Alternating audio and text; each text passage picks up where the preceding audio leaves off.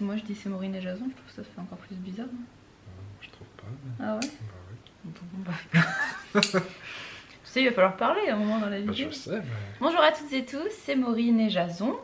Bonjour. Je sais pas ce que je veux dire.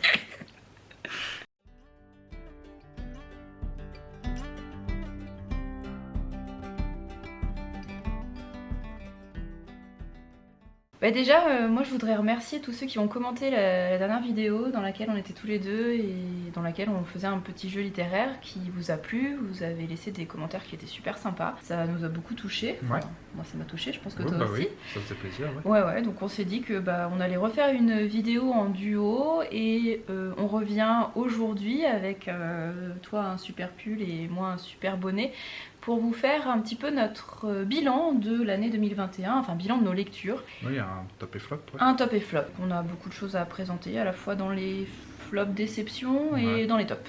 Alors j'ai repris un petit peu les chiffres et donc en 2021 j'ai lu, si je ne me suis pas trompée en comptant, 200 livres. J'en ai abandonné 2 autres. Dans ces 200 livres j'ai lu 55 romans ou recueils de nouvelles ou essais documentaires et donc 145 graphiques. Et graphiques c'est manga, BD, roman graphique. Même album pour les petits. Et du coup, moi, j'ai lu 238 livres en tout, graphiques compris. Sur ces 238, il doit y avoir à peu près 70 romans. Et le reste, c'est du graphique, donc BD, comics, manga et album jeunesse. Ah, j'ai pas cité comics, mais j'en ai peut-être pas lu énormément cette année. J'en lis moins que toi, je pense, des comics.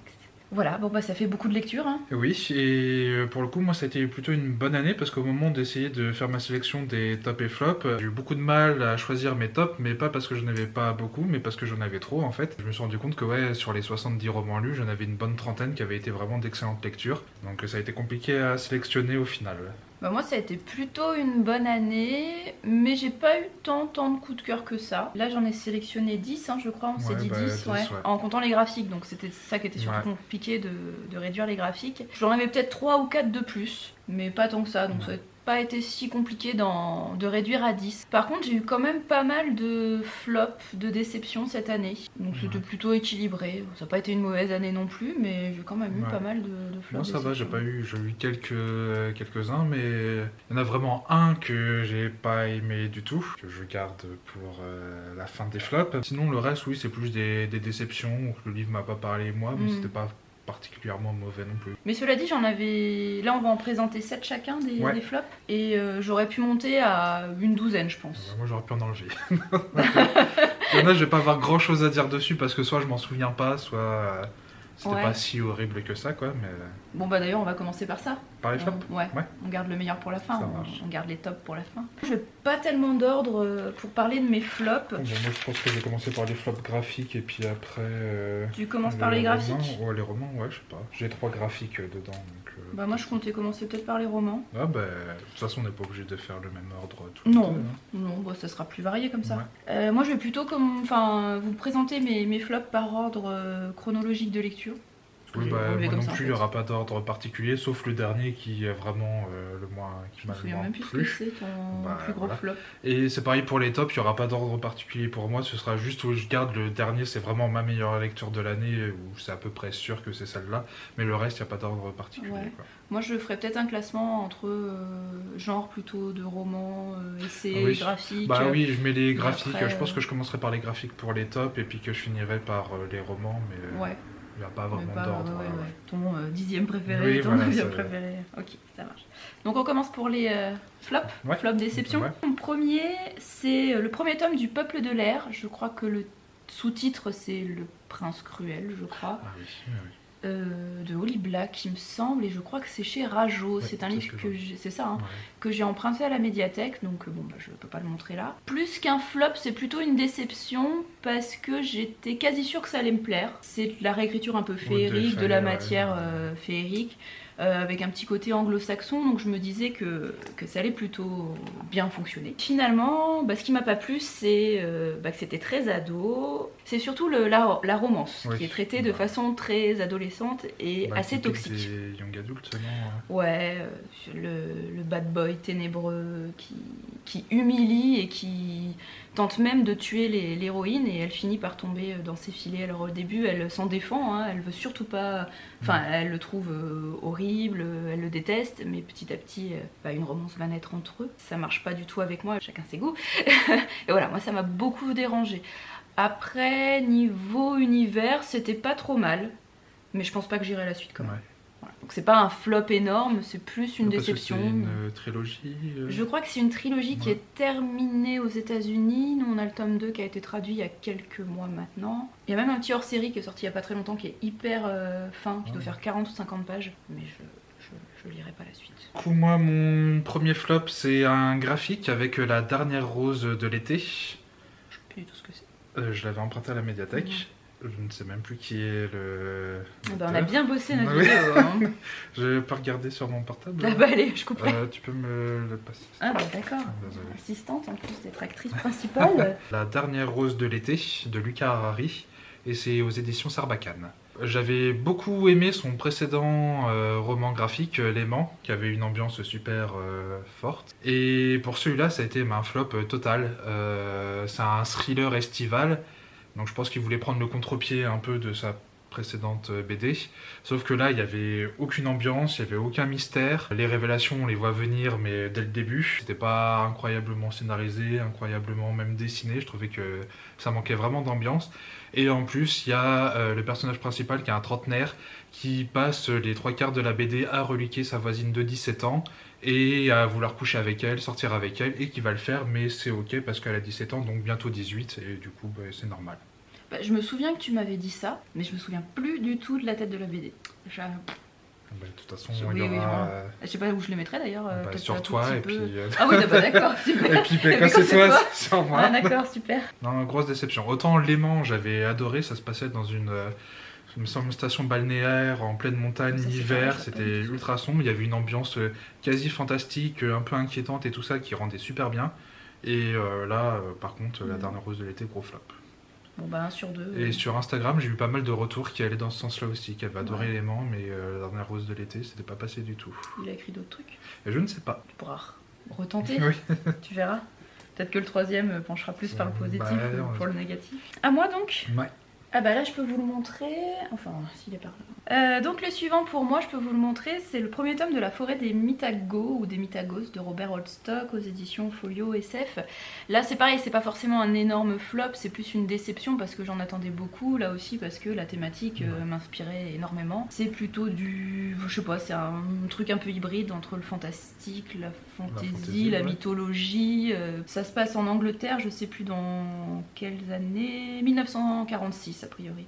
Ouais, milieu 20e. 2 frères qui vivent dans un manoir près d'une forêt. L'un des frères va disparaître dans la forêt et donc le deuxième va essayer de mener un petit peu l'enquête et il va découvrir que dans cette forêt mystérieuse, sombre et profonde, il y a des créatures créées par l'imaginaire collectif, donc les Mitagos. Par exemple, on va avoir cette figure féminine de la femme guerrière celte, mais qui a vraiment le cliché de la femme guerrière celte, donc rouquine, presque habillée un peu en peau de bête avec une lance, enfin bon. Et c'est un petit peu ce que je peux reprocher à ce livre, c'est que c'est bourré de clichés. Bon, a priori c'est quand même la thématique, donc bon. Mais notamment la seule figure féminine de ce bouquin, c'est cette créature-là. Après c'est peut-être aussi dû à l'époque. C'est peut-être un peu daté, Robert Holstock. Après j'ai l'impression aussi qu'il y a énormément de références sur des légendes, mythes que je connais pas ou pas beaucoup. Il me semble qu'on y croisait le roi Arthur et Jason et les Argonautes, non? Pas dans celui-là. Ouais, c'est dans les suivants. Parce que toi tu l'as lu, c'est vrai aussi. J'avais lu le premier tome, je sais pas si c'était... Ouais, je savais plus si c'était l'intégrale ou pas que j'avais lu.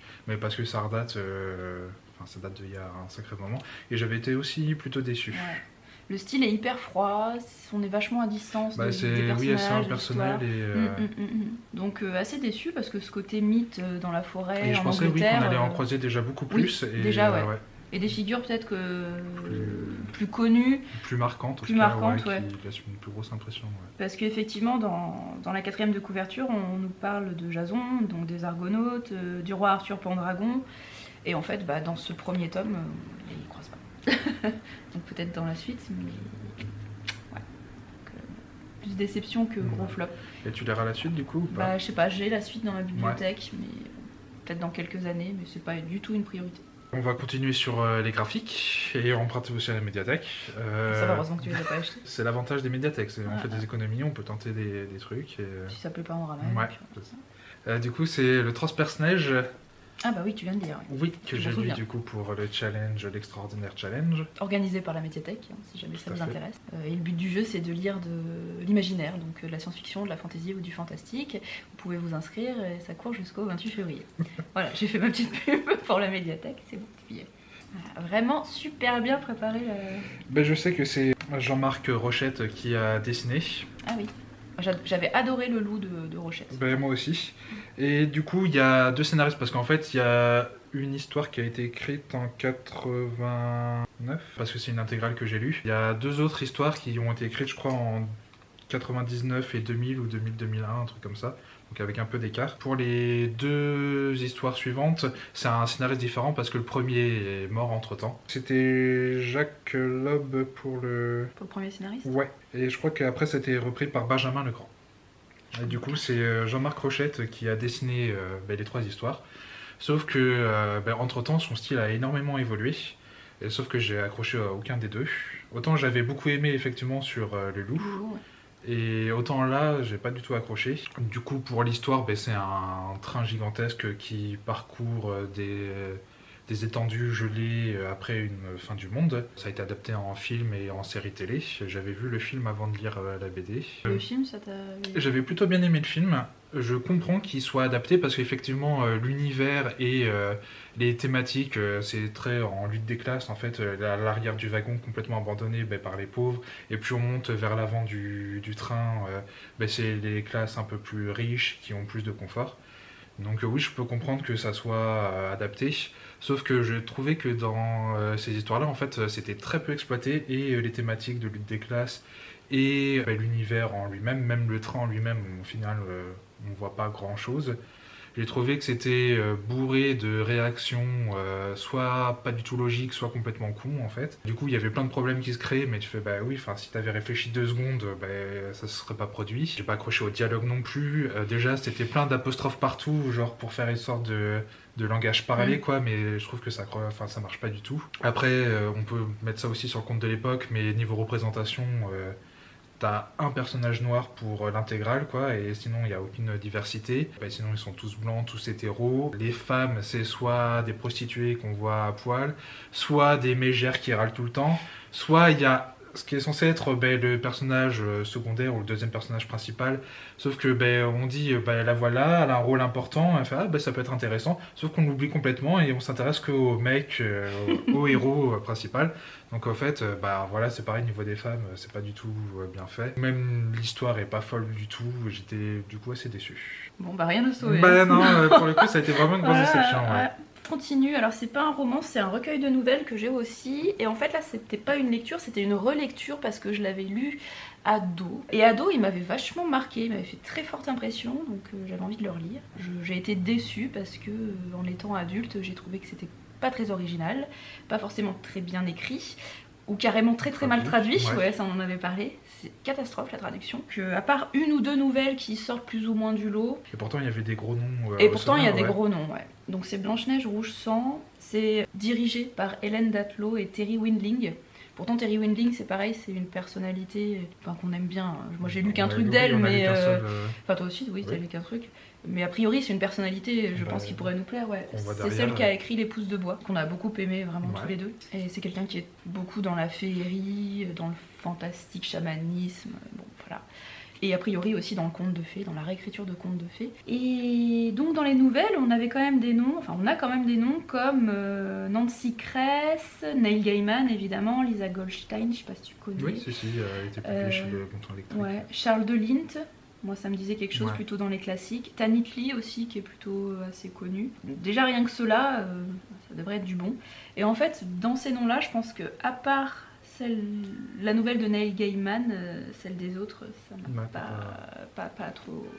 Pas du tout même accroché. Finalement, j'ai surtout corné l'introduction, la présentation d'Hélène Datlow et de Terry Winling, qui parlent un petit peu de leur rapport au conte de fées et pourquoi c'est pas forcément que pour les enfants, ça peut être aussi pour les adultes, et pourquoi c'est important d'en lire aussi aux enfants, et pourquoi ça fait partie un petit peu de notre pareil, imaginaire collectif, le conte de fées. Donc à part celle de Neil Gaiman, et il y en a peut-être une autre que j'ai... Les enfants substitués de Mélanie Thème, qui m'avait plutôt bien plu. Ça reprend un petit peu le mythe du changeling en Irlande. Les enfants échangés à la naissance au berceau. Surtout, ça m'a beaucoup fait penser à Esprit d'hiver de Laura Kashishke, dans cette relation mère-fille un petit peu problématique. Voilà. Donc surtout déception parce que j'en avais un super bon souvenir quand j'étais ado. Oui, t'avais vraiment beaucoup aimé. Je pense qu'en fait, comme j'avais lu très très peu de fantastique, fantasy à ce moment-là, c'était un petit peu les premières nouvelles que je lisais dans cette thématique, et notamment en réécriture de contes, donc j'avais trouvé ça waouh, super original. Et maintenant, avec un peu plus de bouteilles, je me dis que finalement, il n'y a rien de... pas grand-chose d'original là-dedans. Toi, t'avais lu la nouvelle de Neil Gaiman ? C'est Le Pont avec le troll. J'avais dû la lire dans un autre recueil avec que des nouvelles à lui. Ouais.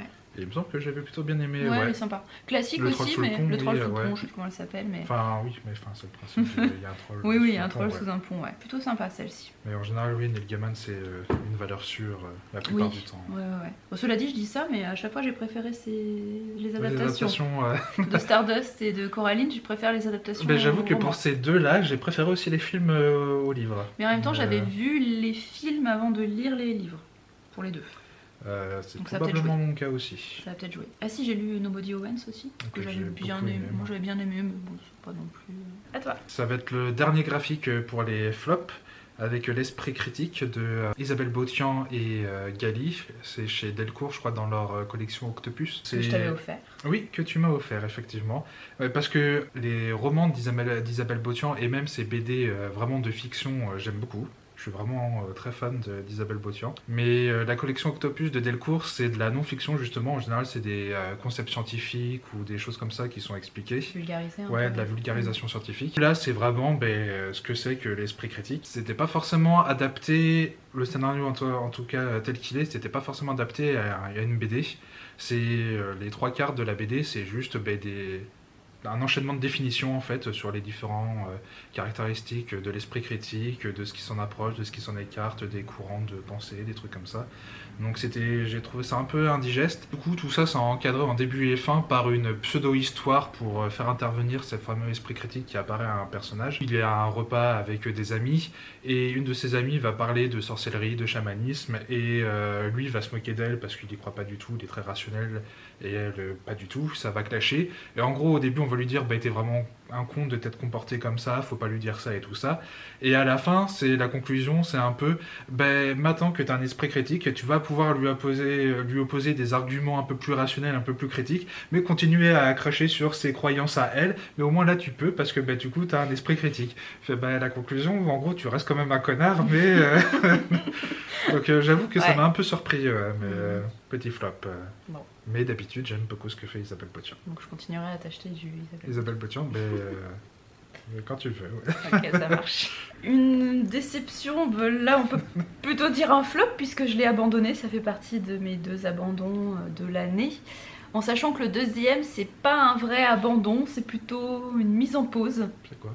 Ulysse de James Joyce qui fait 1200 pages et j'en ai lu 200. Oui, mais qui est en pause depuis quand même un Qui est en pause moment. depuis The Irish Philathon de l'année dernière, donc depuis mars dernier. Mais je reprendrai peut-être cette année. Je lis 200 pages par an. En 6 ans, c'est bon, je l'aurais terminé. Je me souviens plus du tout de ce que j'ai lu. Mais c'était un gros truc quand même, Ulysse de James Joyce. J'avais dû le lire pour la fac à l'époque où j'étais en fac de lettres modernes. Je suis jamais venu au bout. J'ai dû lire une centaine de pages et j'ai jamais continué après. J'ai lu plus que toi. J'étais pas très assidu en fac. Pour tes lectures. Ouais. Mais là, je sais que c'est un livre, ok, je l'ai mis en pause, mais j'y reviendrai. Celui-là, tu vas peut-être réussir à me convaincre, mais je pense que... Enfin, là, en tout cas, j'ai pas du tout envie de m'y remettre. C'est La main gauche de la nuit de Ursula Le Guin.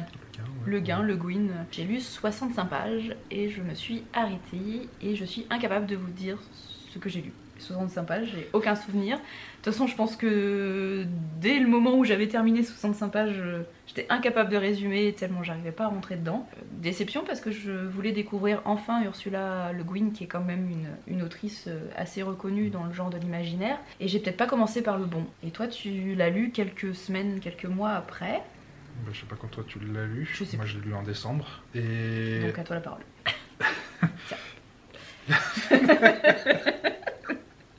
Je te passe le flambeau. J'avais lu un recueil de nouvelles d'elle avant, L'anniversaire du monde, qui se passe aussi parce que La main gauche de la nuit fait partie de tout un cycle en fait de l'Écumène. La plupart des nouvelles de ce recueil se passaient dans le cycle de l'Écumène, mais qui sont toutes, enfin du coup ça se passe dans le même cycle, mais qui sont indépendantes les unes des autres, pareil pour les romans a priori. En fait j'avais accroché à très peu de nouvelles de ce cycle-là, j'avais surtout adoré la novella à la fin qui n'avait rien à voir avec le cycle, donc j'avais un peu peur surtout avec ton retour que tu m'avais fait, et je te comprends parce qu'effectivement les 60-65 premières pages ont été un vrai calvaire, vraiment, ça a été... vraiment pas évident, ni au niveau du style, ni au niveau de l'histoire, j'accrochais vraiment très peu. J'arrivais pas du tout à entrer dedans, quoi, à imaginer les décors, les personnages, je les confondais, enfin, vraiment rien qui... Bah pour le coup, ça pouvait aller, j'arrivais à visualiser à peu près, mais je voyais pas trop où on allait, et la façon dont c'était raconté, ça m'ennuyait profondément. Je crois que tu t'es arrêté, en fait, juste au moment où ça commençait à devenir intéressant. Ah, mais c'était trop pour moi. Plus on avance dans le roman, en fait, et plus ça devenait passionnant. On visite d'autres systèmes politiques dans les camps adverses. On va vivre aussi dans une sorte de camp de travail, camp de concentration, un peu façon les goulags en Sibérie, parce que l'autre système politique qu'on visite est très inspiré du communisme, avec ses bons comme ses plus mauvais côtés. On va aussi avoir une grande échappée, une grande fuite après, qui s'approchait quasiment du nature writing, vraiment polaire, glaciaire, et ça m'a fait aussi beaucoup penser à l'Ordre du Contrevent, de Alain Damasio, que j'avais énormément aimé. Ça a été un très mauvais début, mais une excellente suite, et au final j'ai beaucoup aimé et donc je l'ai récupéré du coup. Moi je voulais le revendre et t'as voulu le tester. Donc je voulais tester quand même parce que effectivement, c'est un grand nom. Oui, Ursula Le Guin en elle-même c'est vraiment un grand nom, et celui-là particulièrement, c'est un de ses plus connus, Et je comprends mieux pourquoi passer les 65 premières pages. Donc peut-être que je retenterai un jour, dans quelques années, mais là franchement pas envie. Par contre, c'est l'Olifant qui a parlé d'un de ses romans dans une de ses vidéos. Tu sais, une réécriture un peu à la Circé de Madeline Miller, mais... les Viana, non ? Bah, c'est une dans l'Antiquité romaine, voilà, un personnage féminin. Non, pas du... Je croyais que tu parlais de la figure de Circé qu'elle avait réécrite. Non. Mais oui, mais dans le même genre que une réécriture à la Madeline Miller. Oui. Et là, je pense que c'est le genre déjà d'histoire, de thématique qui me parlerait plus. Donc voilà, je pense que si je dois retenter Ursula Le Guin, ce serait plutôt celui-ci. Moi j'ai Les Dépossédés aussi, qui appartient aussi au cycle de l'Écumène, que du coup je compte bien lire. Et c'est le cycle de Terre-Mer qui est plus fantasy. Qui est de la fantasy, qui m'intéresse aussi beaucoup. Sauf que j'ai peur que c'est un peu mal vieilli, donc je sais pas du tout... à voir. Il y a eu plusieurs traductions ou pas ? De Terre-Mer ? Ouais. Je sais pas du tout. Il y a eu un film des studios Ghibli que j'avais beaucoup aimé. Flop suivant avec Eros Automaton de Clémence Godefroy, c'est aux éditions du Chat Noir. Ça va être compliqué de vous en parler parce que pour le coup j'en garde absolument aucun souvenir. Je me souviens juste que ça se passe pendant les grandes expositions dans un Paris réinventé un peu steampunk. On va y parler d'automates, mais il va y avoir un attentat et une enquête policière autour de ça. Il me semble que j'avais pas tellement accroché au style, que je m'ennuyais beaucoup en le lisant. Il y a une romance à un moment et je me souviens que j'avais pas du tout accroché non plus. Mais alors pour le reste, je m'en souviens absolument plus. Mais vraiment, je n'en garde aucun souvenir. Je crois que je l'ai lu en février, donc c'est peut-être aussi... oui, ça remonte à un moment, j'ai lu beaucoup de choses après. C'est à mon avis pas un mauvais roman en lui-même, c'est juste que... ça m'a pas du tout parlé et du coup... Moi je l'ai lu il y a des années, alors j'ai aucun souvenir, mais bon, il y a des années, j'ai de bonnes excuses. J'avais pas adoré, mais j'avais passé un bon moment, je pense. En fait, j'avais eu envie de le lire, ce roman-là, parce que j'avais lu une nouvelle de cette autrice dans un des recueils de nouvelles du Chat Noir. Je sais, Montre Enchanté peut-être. Ouais, si c'est ça, ça doit être le recueil Montre Enchanté. Sa nouvelle de Clémence Godefroy qui parlait déjà d'automates, elle m'avait vraiment beaucoup accroché. C'était dans le même univers? C'était dans le même univers, mais j'avais trouvé ça accrocheur. Et puis la thématique de la conscience, de l'éthique avec les automates, ça m'avait touché. Mais je pense que j'ai préféré la nouvelle au roman. Encore un roman, plutôt une lecture récente. Là, c'est pas un flop, c'est plutôt une déception parce que j'attendais beaucoup de l'autrice qui a fait partie de ces autrices qui ont marqué mon adolescence que j'ai beaucoup lu. Donc l'autrice c'est Mireille Calmel qui fait beaucoup de romans historiques, souvent au Moyen-Âge et souvent avec un aspect un petit peu merveilleux, et elle a beaucoup repris les légendes arthuriennes notamment, donc vraiment elle a marqué mes 15-16 ans, hein. J'en ai lu beaucoup quand j'étais ado et j'adorais ces héroïnes fortes qui se relèvent de toutes les épreuves, c'était super. Ouais, j'ai gardé le lit d'Aliénor qui vraiment m'a beaucoup marqué. Le bal des Louves, c'est c'est la duologie par laquelle j'ai découvert l'autrice. C'est les 10 pirates? Non, c'est un autre truc. Le bal des Louves. Ah oui, d'accord. Ouais. Et les 10 pirates aussi qui parlent de piraterie. D'où le nom. Mais le lit d'Aliénor, je pense que c'est son plus connu et c'est peut-être celui que j'ai préféré. Là, celui que je vais vous présenter, j'ai toujours pas dit le titre, c'est le premier tome du Chant des sorcières. Je vais être incapable de vous le résumer, pourtant je l'ai lu il y a pas très longtemps. Bon, il est dans les cartons parce que je l'ai mis en vente sur Vinted, donc il est en haut, je sais pas aller le récupérer. Oui, d'ailleurs, on a une boutique Vinted. Oui, on peut le dire. À tous les deux, et du coup n'hésitez pas à y faire un tour parce que vous retrouvez on va pas vous les vendre parce que c'est surtout nos flops, hein, il y a certains de nos flops qui s'y retrouvent, donc oui, c'est pas très peut-être vendeur. que vous ça vous plaira, enfin ça vous intéressera, et du coup donc il y a le Chant des sorcières qui est en poche chez Pocket et qui est pas en super bon état, donc je l'ai mis à 1 ou 1,50€, 1€. Donc n'hésitez pas, je mettrai le lien en description comme d'habitude. Alors le Chant des sorcières, ça se passe au Moyen-Âge, ça se passe dans le Vercors, et on va découvrir un petit peu une réécriture du mythe de Mélusine.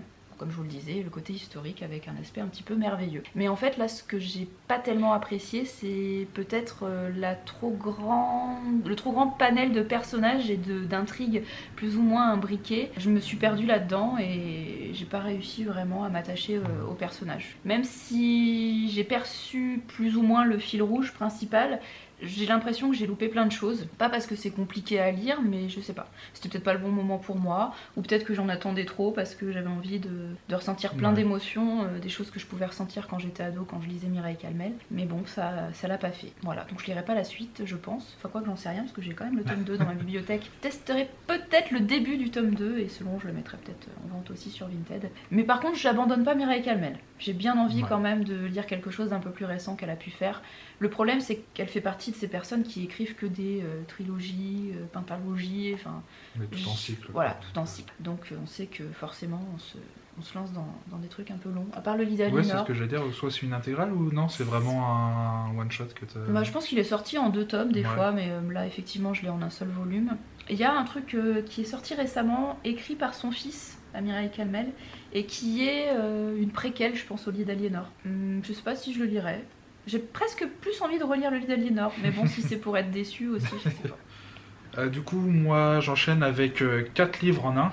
Avec l'agence Pinkerton de Michel Honaker. Ça a été saga de l'été, tous les étés. J'aime bien lire à partir de juin jusqu'à août ou à septembre, suivant le nombre de volumes qu'il y a, toute une saga en fait à la suite. Comme les sagas de l'été sur TF1, tu un sais, petit il y a peu, la série de l'été. Sauf qu'en général, je sais que ça soit un peu plus qualitatif. J'ai eu Les Sœurs Carmine de Ariel Halls, les livres de la Terre fracturée de N.K. Jemisin, qui était super. Le Timothée de Fontbelle, oui, je vois qui se passe dans un arbre là où ils sont tout petits. Je vois de quoi tu enfin, c'était 2 tomes là en intégrale que j'avais, que j'ai lu aussi l'été, et à chaque fois c'était vraiment des bonnes surprises. Bon là il fallait bien une déception, et du coup l'agence Pinkerton c'est du western jeunesse mêlé avec du fantastique. C'est peut-être l'aspect jeunesse qui m'a le moins plu, parce que du coup l'intrigue était pas très creusée, les personnages étaient assez caricaturaux, le style était vraiment assez pauvre et les dialogues étaient pas du tout crédibles. Donc il y avait quelques bonnes idées quand même. Puis enfin, moi, je suis fan de western et dès que c'est mêlé à du fantastique ou de la fantasy, forcément ça me parle beaucoup. Mais pour le coup, oui, c'est plus l'exécution en elle-même qui m'a déçu. Michel Honaker, c'est ça? Ouais, c'est ça. Moi j'ai lu un truc de lui que j'avais bien aimé, c'était une réécriture de conte. Ben, il me semble qu'il est assez réputé et du coup c'est pour ça que j'étais aussi intéressé Ah bah Carabosse, qui est juste là en fait. par cette saga et du coup ouais. Ouais, Malheureusement, petit flop. Mais j'ai quand même lu les 4, donc c'était peut-être pas si c'était pas horrible que ça non plus. Même. Après, j'ai du mal à abandonner un livre, donc quand c'est une saga, j'ai peut-être aussi du mal, mais ouais. Ouais, puis en plus, ils sont super courts. Non, oui, par contre, ils sont très courts. Donc, comme c'est vraiment jeunesse. Ça se lisait vite, ouais. C'est quoi, c'est 150 pages? Ouais, je pense 200, 250 grand max pour les derniers qui étaient un peu plus épais. C'est chez qui, l'école des loisirs? Non, je pense pas que ça soit l'école des loisirs. Gallimard, Rajo. Flammarion Jeunesse. On leur a fait tous les éditeurs jeunesse. Et les couvertures étaient plutôt sympas. Les couvertures sont très belles. C'est peut-être ce qu'il y a de plus réussi dans les bouquins.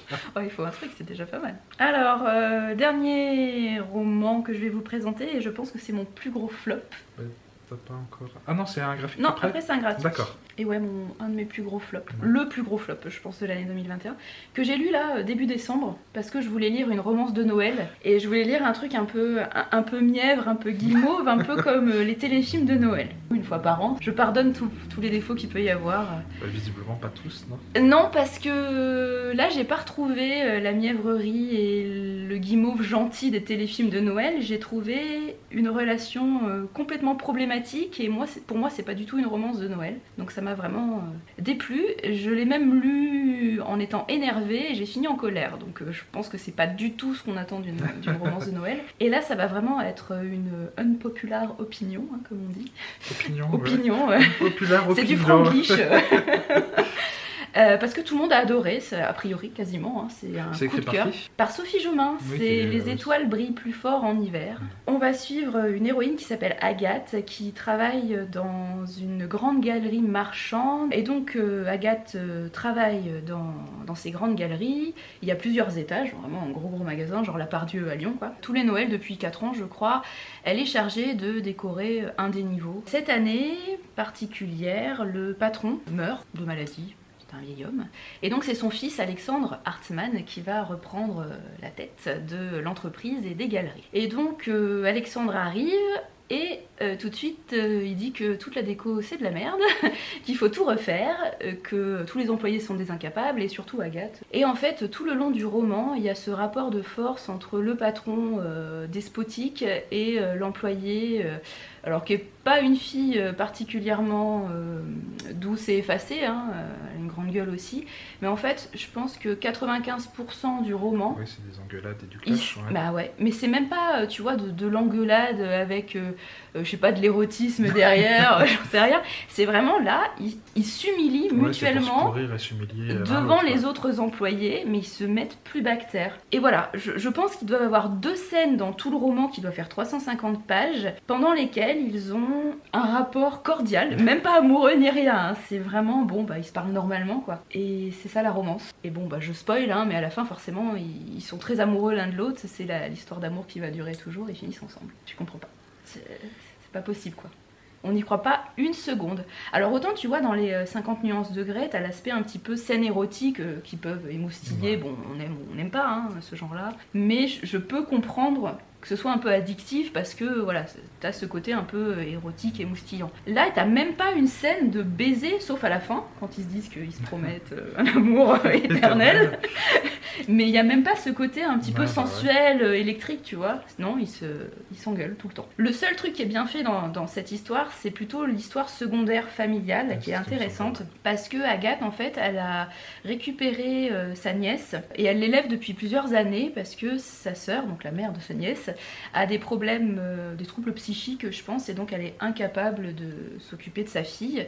Et donc c'est Agathe qui en a pas la garde officiellement, justement ça va être un des éléments intéressants, un des enjeux de l'intrigue. Mais en tout cas, il y a le côté un peu famille d'accueil, adoption, qui est plutôt...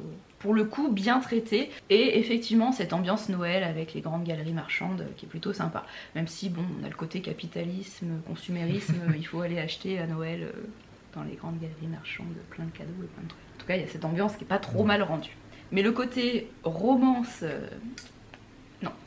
nul et problématique. Ouais, C'est bah oui, vraiment ça surtout, qui, oui, c'est vraiment ça qui va pas, quoi. Parce qu'autant ça me plairait pas parce que j'accroche pas à la romance au personnage. Bon bah voilà, chacun ses goûts. Mais là, l'aspect problématique est problématique. Ouais. Et que tout le monde adore ce type de relation, moi je comprends pas. Enfin, moi perso, j'ai pas du tout envie de vivre Ouais, ça bah, dans la vraie vie, quoi. On est trop gentils l'un envers l'autre. Hein, Bah, je pense que c'est ça. Mais a priori, les mecs gentils n'attirent pas. C'est quand même bien dommage. Puis j'espère que dans la vraie vie, il y a plus de vrais gentils comme toi que de types problématiques. Comme pas moi. Comme pas toi. Autre flop avec Lisière de Kapka Casabova que j'ai aux éditions J'ai lu et en grand format c'est aux éditions Marciali qui font que de la non-fiction et j'ai lu 2 autres livres chez eux que j'avais... Il y en a un que j'ai vraiment adoré et un autre que j'ai plutôt bien aimé. Donc je partais assez confiant et en fait ça a été un gros flop. C'est l'autrice du coup qui retourne en Bulgarie, dans les montagnes et la forêt bulgare, mais à la frontière entre la Bulgarie, la Turquie et la Grèce. C'est une zone qui a eu... Une histoire conflictuelle. Ouais, voilà, c'est un mélange d'enrichissement culturel et politique, un brassage en fait de culture, de religion et d'histoire aussi bien avec le grand H que le petit H. Et... Guerre de territoire aussi, j'imagine. Ouais, et puis la Seconde Guerre mondiale aussi, où il s'est passé des choses. Puis même depuis l'Antiquité, en fait, quasiment. Je pense que c'est pas un mauvais livre en soi, c'est juste que c'est une région que je connaissais extrêmement peu, voire pas du tout, et une histoire aussi que je connaissais très peu. Il y a très peu de mise en contexte. On passe souvent du coq à l'âne. En fait, il y a au début une carte de la région avec tout le trajet qu'a fait, avec les lieux-dits ou les trucs comme ça. Sauf que on a l'impression qu'elle fait des tours et on comprend pas forcément bien où elle va. C'est assez obscur de temps en temps. Autant elle retransmet bien l'ambiance qu'il peut y avoir de lieux particuliers avec une histoire quasiment les fantômes qui peuplent la forêt. On a l'impression de marcher sur les morts à chaque fois tellement il s'est passé des trucs horribles dans ce coin-là. Je pense que j'avais pas forcément toutes les clés et tous les codes liés à la région, à son histoire extrêmement riche, extrêmement conflictuelle. Du coup, je trouvais que c'était pas forcément la meilleure porte d'entrée. T'as pas donné envie de lire d'autres choses sur le sujet pour en savoir plus? Non. Bon bah... Il aura même pas réussi à faire ça, ce bouquin. Dommage. J'arrête pas de le tortiller, mais je suis pas très bien installée. En plus, je trouve assez loin sur le côté. Ouais. Tu veux pas te rapprocher de moi? Un petit peu? Donc moi mon dernier flop, ma dernière plutôt déception que flop, c'est le seul titre graphique que j'ai mis dans cette sélection. Il y en avait d'autres mais bon j'ai choisi celui-ci plutôt. Ce sont les 3 derniers tomes d'une série de mangas que je suis depuis quelques années maintenant. Donc les tomes 9, 10 et 11 de L'Enfant et le Maudit de Nagabe. Et je pense que c'est chez Komiku. Cette série de mangas, depuis le premier tome, je me dis bon je vais continuer pour voir ce que ça donne. Parce que autant graphiquement et dans l'ambiance, je trouve que c'est beau, enfin il y a un truc, il y a vraiment une patte, quelque chose qui se dégage, en noir et blanc, espèce de mélancolie, une noirceur et en même temps une petite touche d'espoir, enfin c'est vraiment beau, mais par contre l'intrigue, je crois que j'ai rien compris en fait. Et plus les tomes passaient, plus je me disais bon je vais continuer parce que peut-être que j'aurai des clés de compréhension. Et je suis arrivée au 11e tome et ben voilà. Donc j'ai lu 11 tomes. Et je sais pas si j'ai aimé ou pas cette histoire. C'est une vraie fin ou c'est la série qui a été arrêtée et du coup... Non, c'est une vraie fin. Enfin, a priori c'est une vraie fin, mais bah, moi j'ai pas compris. Je les ai pas lus donc je vais pas pouvoir t'aider.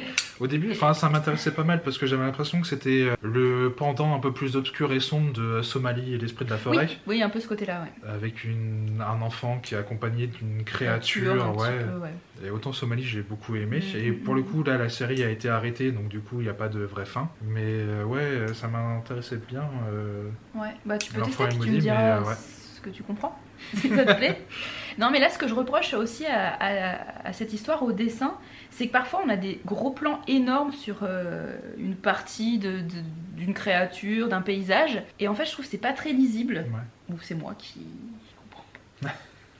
Voilà, donc je suis pas sûre. Je peux même pas résumer cette histoire. La créature, elle fait partie des êtres extérieurs qui a priori sont maudits et ne doivent pas toucher les humains, sinon les humains sont à leur tour maudits. Et donc cette petite fille et cette créature n'ont a priori absolument rien à faire ensemble, sauf que la petite est orpheline et donc ils vont vivre ensemble et ils vont s'aider mutuellement, donc c'est assez émouvant quand même. Mais il y a d'autres éléments, aspects en jeu de l'histoire, que notamment au sujet de l'âme, j'ai pas compris. Voilà. Donc si vous avez lu et si vous avez J'ai compris... l'impression que c'est plutôt Les gens sont apprécié. plutôt contents, ils aiment plutôt cette série. Non, mais je pense que ça vient de moi, hein. J'ai dû louper un truc dès le début et j'ai pas eu la clé de compréhension. Mais je suis quand même allée jusqu'au bout. Non mais visuellement c'est plutôt intéressant, c'est plutôt beau quand même. Bon, tant pis, dommage. Rendez-vous manqué. Et du coup, mon dernier flop.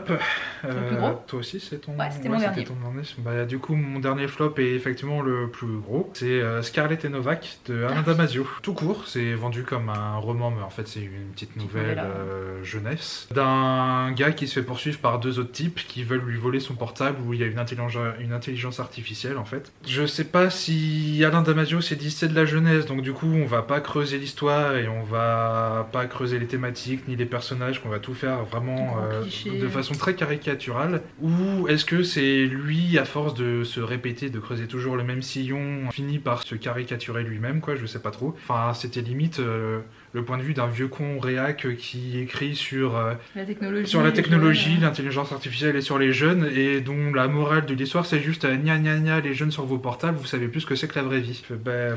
Est-ce que c'est pas justement une satire, tu vois? Pas le contraire qu'il veut dire? Ah non, connaissant, parce que j'ai lu quand même quelques-uns de ses romans et nouvelles, j'écoute ou je lis beaucoup de ses interviews, mais non, je pense que c'est vraiment... Moi j'ai pas lu celui-ci. À la fin, c'est conclu par une sorte de poème qui avait été aussi publié dans un journal. C'est vraiment l'apothéose du vieux con réac qui essaye de parler de Jones aux jeunes, mais en les méprisant à un point pas possible sur, encore une fois, vous les jeunes, faut lever votre nez du portable, et puis pour observer la vraie vie parce que vous la voyez plus. C'est vraiment, j'ai trouvé ça affligeant. Et ce qui me rassure, c'est que j'ai eu beaucoup de retours qui allaient dans le même sens. Tu as ressenti la même chose. Ouais. Alors que Alain Damasio, oui, j'avais adoré l'Ordre du Contrevent, j'ai adoré certaines de ses nouvelles dans Aucun souvenir assez solide. C'est quelqu'un dont j'appréciais beaucoup les points de vue, mais plus ça va et plus je trouve que il devient à limite un peu gourou auprès de ses lecteurs et lectrices, et qu'il commence à creuser toujours le même sillon au niveau de la technologie et qu'il apporte rien d'autre depuis 10 ans. Enfin, il n'y a pas de renouveau de son point de vue, et que ça commence à dater. Je commence à prendre un peu de recul sur ses prises de position, et il y a des choses qui sont pertinentes, et il y en a d'autres, par contre, c'est vraiment... T'as pas lu Les Furtifs, toi? Non, j'ai pas lu Les Furtifs. L'année dernière, parce qu'il faisait partie du prix Imaginal des bibliothécaires. Ah il me tentait bien, mais vu tous les retours qu'il y a eu dessus, il me tentait beaucoup moins. Je pense que les thématiques sont intéressantes, que le point de vue peut être intéressant, mais c'est une grosse bricasse, et on pourrait peut-être en enlever la moitié, quoi. Et en fait, il y a des chapitres qui sont hyper intenses, t'as envie de continuer, puis t'en as d'autres qui coupent complètement l'élan, et moi j'avais pas... Mais je trouve que de plus en plus ils se regardent écrire et ils s'écoutent parler, quoi, et du coup ça joue aussi... quand on était aux Utopiales en 2019, on a assisté au concert justement sur Les Furtifs. Et bon, je veux pas porter le jugement parce que j'ai lu que Les Furtifs et je connais pas ce monsieur. Mais dans sa présentation du concert, j'ai trouvé qu'il se faisait un peu grosse tête, quoi. Ouais. Après, c'est un avis très personnel, je peux pas me prendre une vague de haters parce que j'ai dit ça, alors que voilà. Mais c'est en tout cas le ressenti, moi, que j'ai eu de ce concert. Oui. Bon, je me recule. Moi aussi, faut que on se remette en place. Moi je suis sûre que Alain Damasio était derrière, il y a une intelligence artificielle qui a coupé le téléphone, non, l'appareil photo, ça nous a coupé la chic. Ouais. Donc t'avais un truc à ajouter apparemment. Que oui, pour Scarlett et Novak, il y a aussi, à un moment, il est fait mention de l'orientation sexuelle d'un des deux poursuivants, et c'est soit très maladroit de la part d'Alain Damasio, soit à la limite d'être homophobe, parce que c'est vraiment sorti de n'importe où. Autant je comprends peut-être pourquoi il a voulu faire ça, pour parler qu'on peut retrouver tout dans l'historique des personnes, dont l'historique porno, quoi. Après oui, il est fait mention de l'homosexualité d'un des poursuivants, et que en gros, parce qu'il est homosexuel, le gars qui a son portable risque de se faire violer. Et oui, voilà, c'est... Quel rapport? Oui, c'est ça. Parce que en plus, le gars sait très bien qu'ils en ont après son portable et l'intelligence artificielle, absolument pas après son cul, donc je vois pas pourquoi, voilà. Donc voilà, soit c'est très maladroit, soit c'est vraiment... ça a rien à faire là. Et... Ouais. Et c'est très limite, ouais. Bon, bah lisez Scarlett et Novak. Il y avait La Zone du dehors qui m'intéressait quand même pas mal, c'est son Ouais. premier ou deuxième roman, je sais plus trop, je crois Pas que c'est lui son non plus. premier. Mais j'ai pas eu des très bons retours non plus, notamment ouais. sur la représentation. Ben, autant le concept en lui-même apparemment marche bien, c'est plus après la représentation des femmes, bon, ça il est pas très réputé pour ça. Soit il n'y a pas de femmes, soit elles ont un tout petit rôle. Dans La Zone du dehors, dans La Horde du Contrevent, c'était déjà un petit peu mieux, mais il n'y a pas énormément de femmes non plus.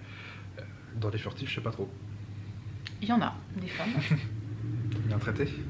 Bah, ça m'a pas choqué en Ouais. tout cas. Non, j'ai l'impression que ça allait. Peut-être qu'il s'améliore au fur et Ouais, à mesure non, des non. romans. Hein. Il y a une mère, il y a une soldate. Non, de ce que je me souviens, ça m'a pas fait tiquer. Donc, je dois aller. Bon, après, comme il sort un roman tous les 10 ans à peu près, Peut-être que dans 10 ans, voilà, il aura évolué vers le bien. Enfin, vers le bien, quelque chose de plus positif. Donc, le bien avec un L majuscule et un B majuscule. Et voilà pour nos flops. ouais, Qui étaient plutôt des déceptions plus que des flops. À part moi, Bah, le Sophie Jomain et ouais, puis toi, moi, le Damasio, Damasio. Ouais. Mais sinon, c'est peut-être parce qu'on en attendait trop, ou que c'était pas pour nous, c'était pas le moment, ou qu'on n'a pas compris. On passe au top. oui. Un peu de positif. Ouais. La vidéo va durer 3h30. On va plus avoir de batterie. Alors, les tops, moi j'ai ma petite liste aussi.